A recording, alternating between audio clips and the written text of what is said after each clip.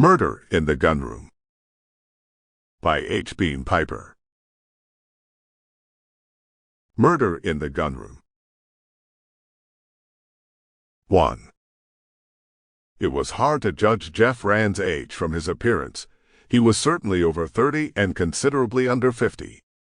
He looked hard and fit, like a man who could be a serviceable friend or a particularly unpleasant enemy. Women instinctively suspected that he would make a most satisfying lover. One might have taken him for a successful lawyer. He had studied law years ago, or a military officer in Mufti. He still had a reserve colonelcy and used the title occasionally to impress people who he thought needed impressing, or a prosperous businessman, as he usually thought of himself. Most of all, he looked like King Charles II of England, anachronistically clad in a Brooks Brothers suit. At the moment, he was looking rather like King Charles II being bothered by one of his mistresses who wanted a peerage for her husband. "But, Mrs. Fleming," he was expostulating, "there surely must be somebody else. After all, you'll have to admit that this isn't the sort of work this agency handles." The would-be client released a series of smoke rings and watched them float up toward the air outlet at the office ceiling. It spoke well for Rand's ability to subordinate aesthetic to business considerations that he was trying to give her a courteous and humane brush-off. She made even the Petty and Varga girls seem credible.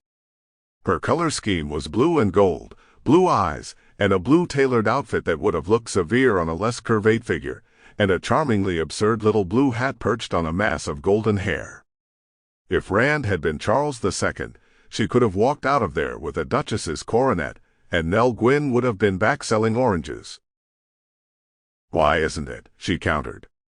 "Your door's marked Tri-State Detective Agency, Jefferson Davis Rand, Investigation and Protection."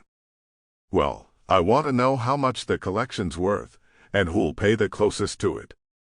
"That's investigation, isn't it? And I want protection from being swindled.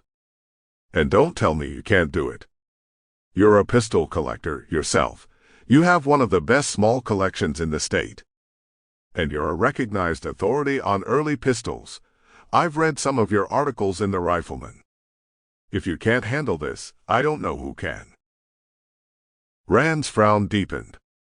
He wondered how much Gladys Fleming knew about the principles of general semantics. Even if she didn't know anything, she was still edging him into an untenable position. He hastily shifted from the attempt to identify his business with the label, Private Detective Agency. Sample complete. Ready to continue?